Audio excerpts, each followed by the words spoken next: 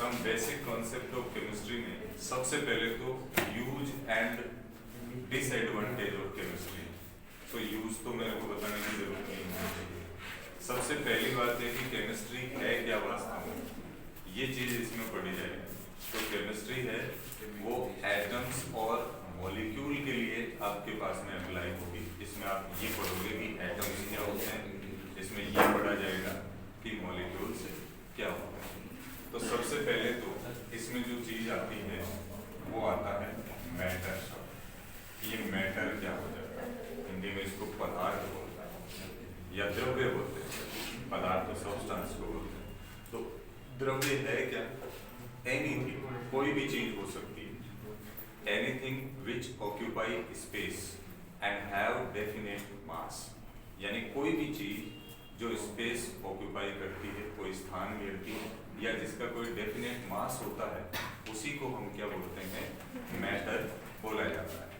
तो इसको हम इस तरीके से डिफाइन कर सकते हैं, anything which occupy space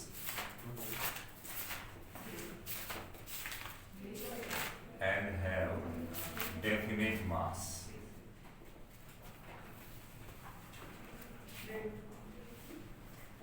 is called matter। इस चीज को हम मैटर बोलते हैं। तो आप इसका कोई भी एग्जांपल ले सकते हो, जैसे ये पेन है, इसको आप मैटर बोल सकते हो क्योंकि इसका कोई डेफिनेट मास है, और जिस चीज का कोई डेफिनेट मास होगा वो क्या करेगी, स्पेस को ऑक्यूपाई करेगी, यानी कोई ना कोई स्थान जरूर करेगी। तो उस चीज को हम मैटर कहते हैं। फिर क्लासिफिकेशन ऑफ मैटर आता है, और सबसे पहली जो चीज हमारे पास में आती है उसको हम क्या बोलते हैं, फिजिकल स्टेट्स बोला जाता है। तो फिजिकल स्टेट्स ऑफ मैटर, इनको आप छोटी क्लासों से भी पढ़ के आते हो। अब यहाँ पर वो चीजें नहीं पढ़ेंगे आप जो प्रेजेंट में कुछ फिजिकल स्टेट को यदि डिफाइन नहीं किया गया है, लेकिन फिर भी उनके बारे में चर्चा की जाती है। जैसे पहले हम बोलते थे कि मैटर की 3 स्टेट होती है, और आज भी 3 ही होती हैं, लेकिन बीच बीच में हम ये भी बोलने लग जाते हैं ना कि मैटर की प्लाज्मा नाम की एक स्टेट है, और फिर एक और स्टेट अभी चल रही है जिसको बोस-आइंस्टीन स्टेट भी बोलते हैं, लेकिन उनके बारे में अभी कंफर्म नहीं, क्योंकि वो प्रैक्टिकली प्रूव अभी तक हुई नहीं है। सो मैटर की 3 स्टेट हैं आपके पास में। एक तो कौन सी स्टेट होती है, सॉलिड स्टेट होती है, एक को हम बोलते हैं लिक्विड स्टेट, और एक को हम बोलते हैं गैसियस स्टेट। तो 3 तरह की स्टेट होती है।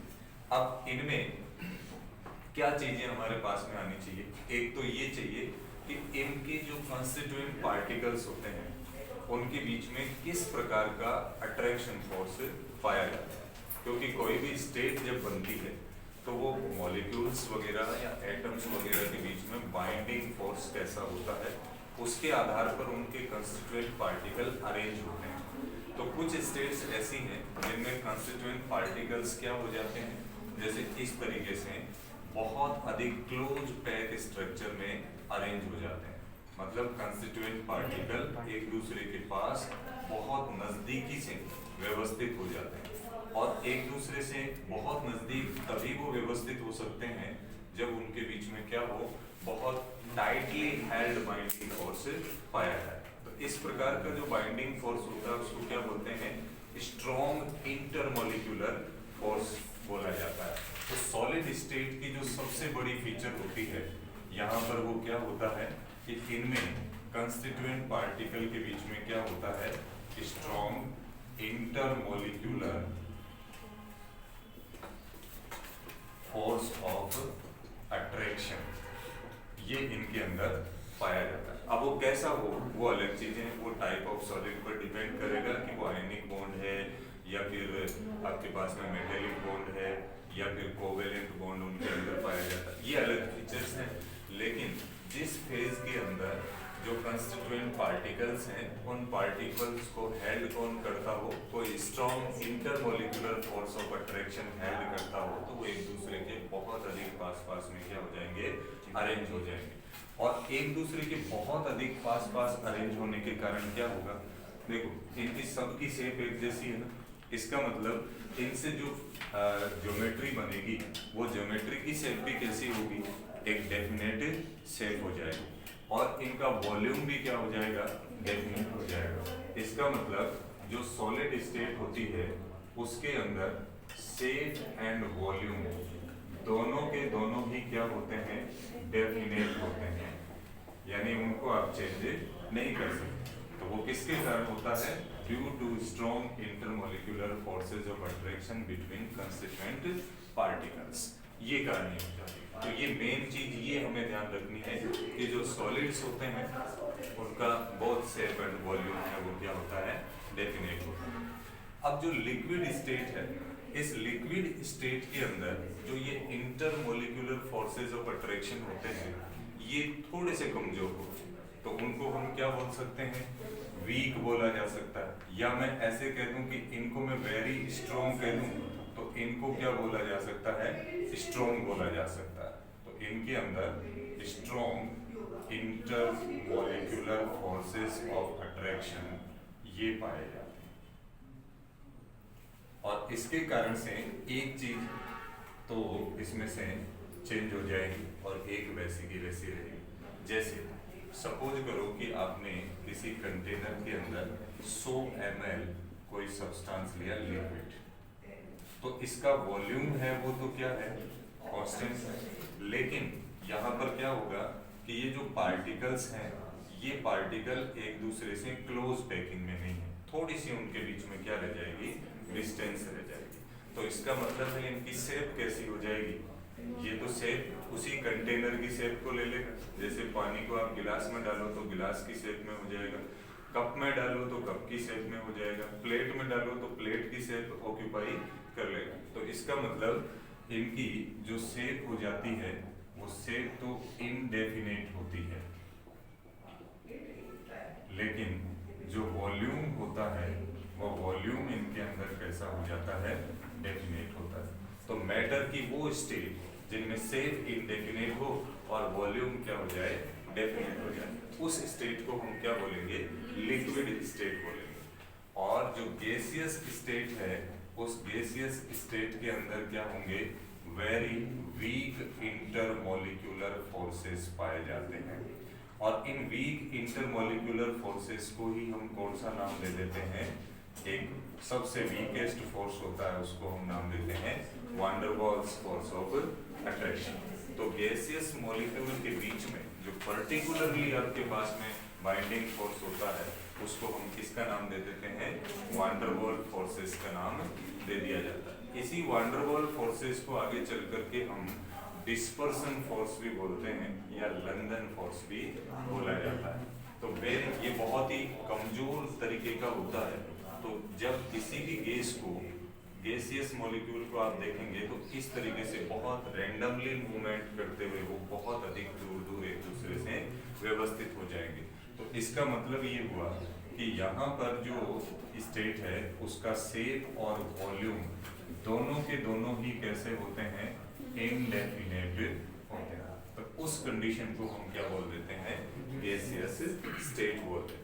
तो ये फिजिकल स्टेट के आधार पर आपका क्लासिफिकेशन है, जिसमें हमें सबसे अच्छी जो चीज ध्यान में रखनी है, ये दो फॉर्मेशन ध्यान में रखने हैं कि इंटरमोलिकुलर फोर्सेज ऑफ अट्रैक्शन उनके अंदर कैसा है और उसके कारण से उनके शेप और वॉल्यूम पर क्या इफेक्ट पड़ जाता है। इसके अलावा यदि हम मैटर का फर्दर क्लासिफिकेशन करें उनकी प्रॉपर्टीज के बेसिस पर, तो मैटर्स को आमतौर पर हम इस तरीके से बांट सकते हैं कि एक तो ऐसा मैटर है जो किसी भी इम्प्योरिटी को कंटेन नहीं करता, तो उनको तो हम क्या बोलते हैं, प्योर सब्सटेंस बोलते हैं। और एक हमारे पास में हो जाता है कि जो मिक्सचर बन जाए जिसमें किसी भी रेशियो के अंदर हम किसी भी सब्सटेंस को मेंटेन कर सकें, तो वो हमारे पास में क्या हो जाता है, मिक्सचर हो जाता है। तो matter can be divided into two categories on the basis of physical properties. First one है pure substance and second one है आपके पास में क्या, मिक्सचर। अब प्योर सब्सटेंस जो होता है, इस प्योर सब्सटेंस को हम दो भागों में बांट सकते हैं। एक तो आपके पास में सब्सटेंस आता है उसको हम बोलेंगे एलिमेंट और एक को बोलेंगे क्या, कंपाउंड। और मिक्सचर जो हो जाता है वो फर्दर दो टाइप का फिर से हो जाता है। एक हो जाता है आपके पास में होमोजीनियस मिक्सचर और एक हो जाता है हेटेरोजीनियस मिक्सचर। ये दो टाइप के हो जाते हैं। तो मैटर की तो हमने डेफिनेशन पहले से दी। अब बताइए कि प्योर सब्सटेंस क्या है।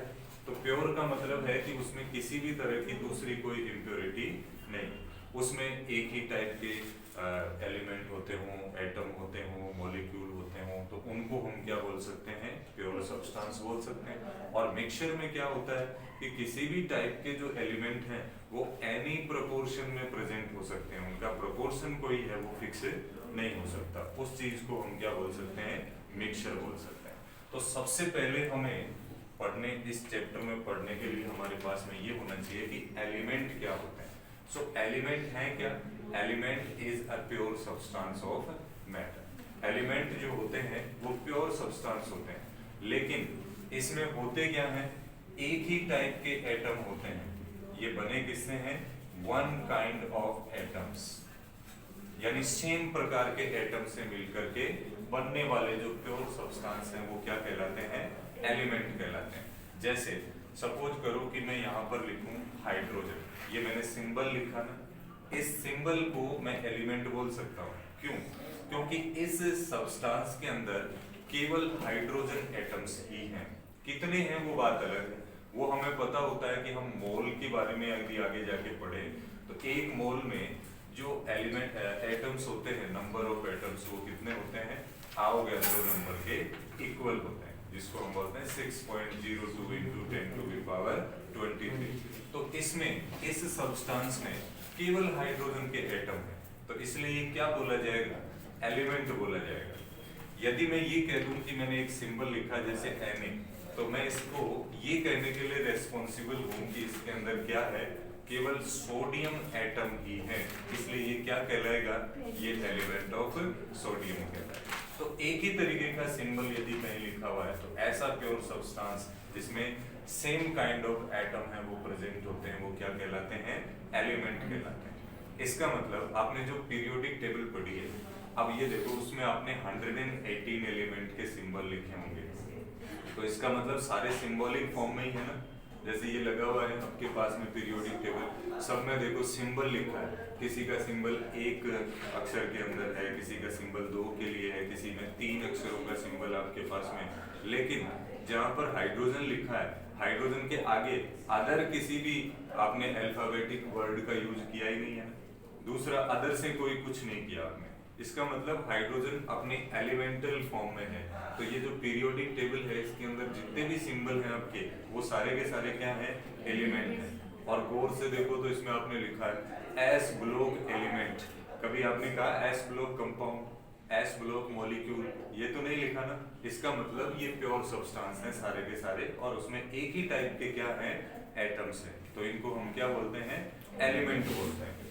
अब यदि मैं आपको ये कह दूं कि साहब एलिमेंट जो होते हैं वो आपस में कंबाइंड हो जाएं, तो वो क्या फॉर्मेशन कर सकते हैं, मॉलिक्यूल्स का फॉर्मेशन कर सकते हैं। जैसे हाइड्रोजन एलिमेंट और हाइड्रोजन एलिमेंट यदि कंबाइंड हो जाए तो क्या बनाएगा, 2 एटम हो गए ना अब हाइड्रोजन के, तो एक से ज्यादा एटम यदि आपस में कंबाइंड होते हैं तो उसको हम क्या बोलेंगे, उसको मॉलिक्यूल बोलेंगे। और यदि जैसे मान लीजिए मैंने ऐसे लिखा H2, ये मॉलिक्यूल तो है, क्योंकि मॉलिक्यूल तो होता ही क्या है, molecule is the substance which is formed by 2 और मोर देन 2 एटम्स, जो 2 या 2 से ज्यादा एटम से मिलकर के बना हो। जैसे 2 एटम से मिलकर के हमने हाइड्रोजन बनाया, it is a molecule. H2O क्या है, जिसमें 2 हाइड्रोजन के एटम हैं और एक क्या है, ऑक्सीजन का एटम, तो ये भी क्या है, मॉलिक्यूल तो है, लेकिन it is made from different kind of atoms. ये डिफरेंट काइंड ऑफ एटम से मिलकर के बना है, एक हाइड्रोजन एटम से और ऑक्सीजन एटम से। It means it is also a compound. ये क्या बन जाता है, कंपाउंड भी बन जाता है। इसका मतलब जो कंपाउंड होता है वो एक प्रकार से मॉलिक्यूल तो जरूर होता है, चाहे वो सेम एटम से मिलकर बनने वाला मॉलिक्यूल होता हो, चाहे वो डिफरेंट एटम से मिलकर के बनने वाला मॉलिक्यूल होता हो। जो सेम एटम से मिलकर बन जाता है उसको हम क्या बोलते हैं, होमोन्यूक्लियर मॉलिक्यूल बोलते हैं। और जो डिफरेंट काइंड ऑफ एटम से मिलकर बनता है उसको क्या बोलते हैं, हेटेरोन्यूक्लियर मॉलिक्यूल बोलते हैं, यानी जिसमें अलग टाइप के एटम्स हो। लेकिन इसमें जैसे H2O में, CO2 में, C6H12O6 में, ये सारे मॉलिक्यूल होने के साथ साथ कंपाउंड भी बोल रहे हैं अपन। कंपाउंड इसलिए बोल रहे हैं कि इनके अंदर जिन भी एटम के एलिमेंट हैं उनका रेशियो क्या होता है, वो फिक्स होता है। ऐसा नहीं है कि इसमें अलग अलग रेशियो चेंज हो जाए। जैसे इसमें मैं ये कहूं कि कार्बन है वो 1 है, ऑक्सीजन कितने हैं, 2 हैं, तो कार्बन और ऑक्सीजन 1:2 के रेशियो में, अकॉर्डिंग टू मास में नहीं जा रहा हूं, नंबर ऑफ एटम्स में जा रहा हूं, यानी एटम्स की जो संख्या है वो क्या हो, एक होल प्रोपोर्शन के अंदर हो, देन उसको आप क्या बोल सकते हैं, कंपाउंड बोला जा सकता है। ऐसे ही जैसे कोई कार्बोहाइड्रेट का फॉर्मूला लिखा मैंने, ग्लूकोज का फॉर्मूला है कहने को C6H12O6, तो इसमें कार्बन, हाइड्रोजन एंड ऑक्सीजन, ये 3 अलग अलग एटम है, लेकिन इन तीनों एटम का जो रेशियो है वो रेशियो आपके पास में देखो क्या हो रहा है, 6:12:6 ये जा रहा है ना। तो इसका सिंपल रेशियो बनाया जाएगा, वो क्या बन जाएगा, 1:2:1, इस फॉर्मेशन में आ जाएगा। इसका मतलब ये क्या बना आपके पास में, कंपाउंड बना। तो एक कंपाउंड में डिफरेंट एटम होते हैं और उन डिफरेंट एटम का जो रेशियो होता है वो एक फिक्स्ड प्रोपोर्शन के अंदर होता है और एक होल नंबर रेशियो के अंदर होता है। ये रेशियो कभी भी आपके पास में पॉइंटों में नहीं आ सकता, क्योंकि किसी भी एटम को आप 1.5 के रूप में डिनोट नहीं कर सकते। एटम क्या होता है, हमेशा होल नंबर होता है। क्यों होता है था, क्योंकि आपने ये पढ़ा है कि atom can not be divisible, atom को आप डिवाइड कर ही नहीं सकते। तो जब डिवाइड नहीं कर सकते हो तो आप उसको आधे में, चौथाई में, सवा में, इस तरीके से नहीं बांट सकते हो ना, तो वो एक होल नंबर प्रोपोर्शन के रूप में रहेगा। और एटम जब भी कंबाइन होता है किसी केमिकल रिएक्शन में, तो उस केमिकल रिएक्शन में वो होल नंबर के रूप में ही क्या होता है, कंबाइंड हुआ करता है। तो इस तरीके से अब जैसे इसमें जैसे क्वेश्चन बने तो आपको एग्जाम्पल दे दिए जाएं और फिर पूछ लिया जाएगा कि ये एलिमेंट है या ये कंपाउंड है या एज ए ये मॉलिक्यूल ही रहेगा। जैसे सपोज करो कि मैं आपको ये पूछूं कि आपका जो प्योर वाटर है, या इसको मैं नाम दे दूं आइस, तो प्योर वाटर और आइस क्या है, एटम है, एलिमेंट है, कंपाउंड है, क्या है, तो ये कंपाउंड हो जाएगा, क्योंकि वाटर का और आइस का दोनों का फॉर्मूला क्या है आपके पास में, H2O है, तो ये क्या बन जाएगा, ये कंपाउंड बन जाएगा। लेकिन क्या वर्ड लिखा है मैंने, प्योर लिखा है। यदि मैं आपको ये कह दूं कि रेन वाटर, ये रेन वाटर क्या है, बरसात का पानी, तो बरसात का पानी जब ग्राउंड लेवल पे नहीं आता है तब तक वो क्या है, तब तक वो H2O है, और H2O है तो वो क्या है, प्योर सब्सटेंस है, और प्योर सब्सटेंस है तो कौन सा है, वो कंपाउंड है। लेकिन मैंने ये कह दिया कि मेरे पास में सॉल्टी वाटर है, समुद्री पानी है, या सी वाटर है, मान लीजिए मैंने ये कह दिया कि सी वाटर, क्या ये कंपाउंड है, नहीं, क्योंकि सी वाटर में तो क्या है, H2O के अंदर NaCl भी है, MgCl2 भी है और KCl भी है, इस तरीके की चीजें भी हो जाती हैं, यानी सॉल्ट मिक्स हो जाता है। किस प्रोपोर्शन में पता नहीं, वो तो किसी भी प्रोपोर्शन में हो सकता है। तो उसके तो जो खारे पानी की डिग्री होती है वो अलग अलग होती है, कोई कम खारा होता है, कोई ज्यादा खारा होता है, तो उसी अकॉर्डिंग उसमें क्या हो जाते हैं, आपके सॉल्ट मिक्स हो जाते हैं। तो सी वाटर की जब बात आएगी तो सी वाटर है वो आपके पास में कंपाउंड नहीं होकर के क्या माना जाएगा, मिक्सचर माना जाएगा। तो इस तरीके से आपको एक आइडिया रखना पड़ेगा कि कौन सी चीज के लिए हमें पूछा जा रहा है। केवल वाटर पूछे इसका मतलब वो प्योर वाटर की बात कर रहा होता है, लेकिन जैसे पर्टिकुलरली किसी का नाम दिया रेन वाटर, तो रेन वाटर अपनी प्योरेस्ट फॉर्म नहीं होता, उसमें किसी प्रकार का सॉल्ट है वो कुछ नहीं होता जब तक वो पृथ्वी पर टच नहीं करता। पृथ्वी पर टच कर गया तो बहने लगा तो उसमें सिलिका वगैरह और कोई सॉल्ट वगैरह और कोई भी इम्प्योरिटी मिक्स हो जाएगी, तो इसका मतलब वो मिक्सचर बन जाएगा। जबकि सी वाटर है उसमें क्या होता है, सॉल्ट वगैरह मिक्स होते हैं, इसलिए वो क्या बन जाता है, मिक्सचर की श्रेणी में आ जाता है, ना कि कंपाउंड की श्रेणी में। तो ये तो इन दोनों चीजों का आपके पास में डिस्क्रिप्शन हुआ।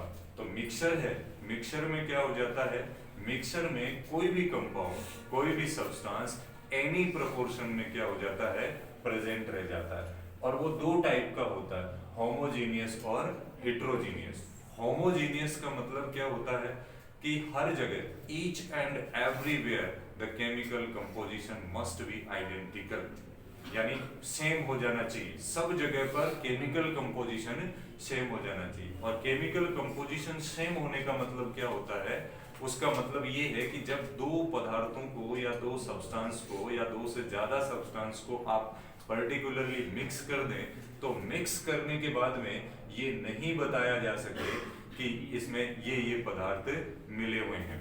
जैसे टू मिसिबल लिक्विड्स, दो लिक्विड जो पूरी तरीके से आपस में मिल जाते हैं, मिलने के बाद में हम नहीं बता सकते, जैसे H2O एंड अल्कोहल, ये आप जानते हो ये दोनों एक दूसरे में क्या हो जाते हैं, घुल जाते हैं। अल्कोहल वाटर में घुल जाता है, घुलने के बाद में बताया जा सकता है क्या, देख करके, उसको फिजिकल चीज से देख करके, ऐसा नहीं कि और किसी मेथड से आप उसको आइडेंटिफाई करें।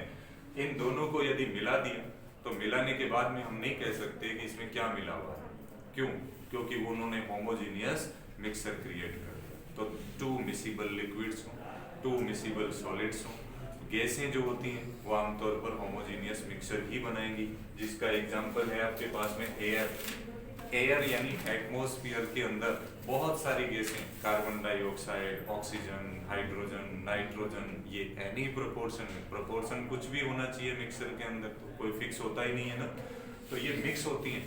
तो क्या हम अपने चारों तरफ देख करके ये बता सकते हैं कि इसमें इस जगह पर ये इतनी ऑक्सीजन है, इस जगह पर इतनी कार्बन डाइऑक्साइड है, नहीं बताया जा सकता ना, क्योंकि वो होमोजीनियस मिक्सचर उन्होंने क्रिएट कर लिया। तो एयर किसका एग्जाम्पल है, होमोजीनियस मिक्सचर का है। अल्कोहल एंड वाटर किसका एग्जाम्पल है, होमोजीनियस मिक्सचर का है। मैं ऐसे ही किसी सॉलिड को किसी लिक्विड में डिसॉल्व करूं और वो कंप्लीटली घुल जाए तो भी किसका एग्जाम्पल है, वो होमोजीनियस मिक्सचर का है। जैसे कॉपर सल्फेट H2O में डिसॉल्व कर दिया जाए, कॉपर सल्फेट आयनिक कंपाउंड है, घुल जाएगा पूरी तरीके से पानी के अंदर, तो हम नहीं बता सकते कि उसमें ये चीज पूरी तरीके से इतनी है।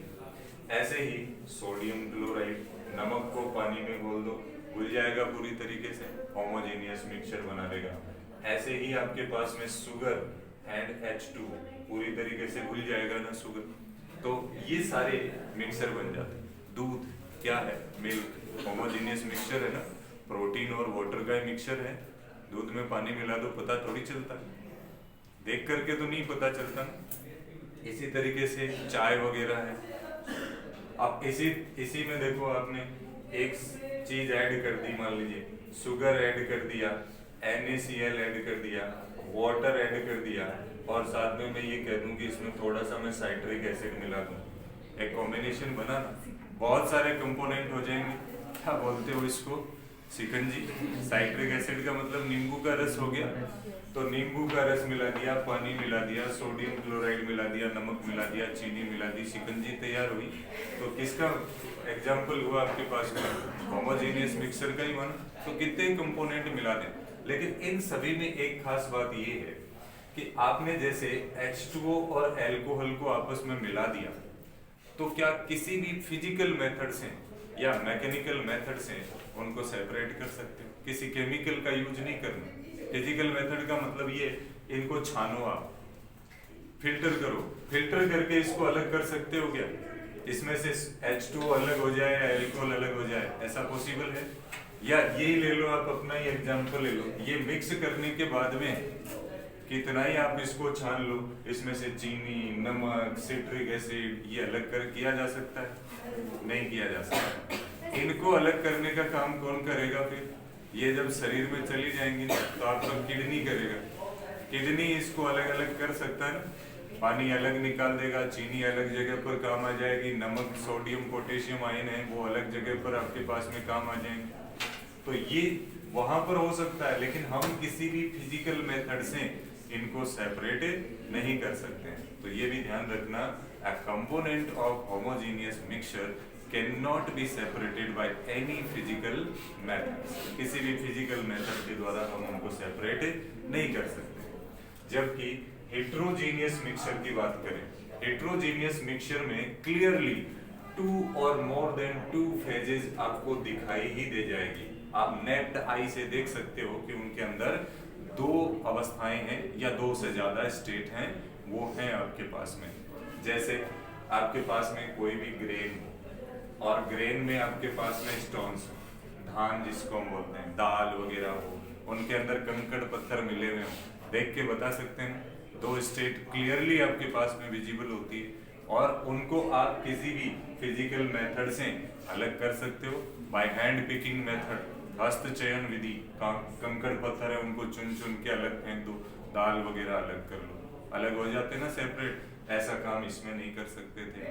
तो इस तरीके का जो मिक्सचर है वो क्या कहलाएगा, हेट्रोजीनियस मिक्सचर कहलाएगा। तो 2 इमिसिबल लिक्विड्स, 2 इमिसिबल सॉलिड्स या सॉलिड्स और लिक्विड्स का कॉम्बिनेशन जो आपस में नहीं घुलते हो, जैसे मैं ये कह दूं कि ऑयल प्लस वाटर, क्या घुल जाते हैं? नहीं घुलते हैं। 2 क्लियरली विजिबल फेज आपके पास में रहेगी। और एक सबसे बड़ा एग्जांपल की जो मैं बात कर रहा हूं, जितने भी कोलोइडल सॉल्यूशन होते हैं वो सारे के सारे क्या होते हैं, हेट्रोजीनियस मिक्सचर हो जाते हैं। क्योंकि कोलोइडल सॉल्यूशन के अंदर एक डिस्पर्सन फेज होती है और एक डिस्पर्सन मीडियम होता है। 2 चीजें, यानी एक घुलने वाला होता है, एक घुलने वाला होता है। जैसे जितने भी आपके जैम, जेली, पिकल्स, ये सारे हैं, ये सारे क्या होते हैं, कोलोइडल सॉल्यूशन होते हैं। और कोलोइडल सॉल्यूशन में 2 या 2 से ज्यादा फेज को आप क्लियरली विजिबल हो सकती है। तो वो सारे के सारे किसके एग्जांपल हैं, हेट्रोजीनियस मिक्सचर के आपके पास में एग्जांपल होते हैं। तो ये इस चैप्टर का सबसे पहला बेस होता है। तो ये जो सारी चीजें होती हैं वो आप 11th क्लास में आने से पहले पढ़ के आते हो। ये सारी चीजें आप एलिमेंट हैं, मिक्सचर है, ये 9th क्लास से आप धीरे छोटी छोटी चीजों के रूप में पढ़ के आते हो। अब यहाँ पर इम्पोर्टेंट इनका क्या है, इनका इम्पोर्टेंस है इनके एग्जाम्पल्स को आपको क्लासिफाइड करना आना चाहिए। जैसे मान लीजिए मैं ये कह दूं कि मेरे पास में गोल्ड है। अब बताइए कि गोल्ड है वो है क्या,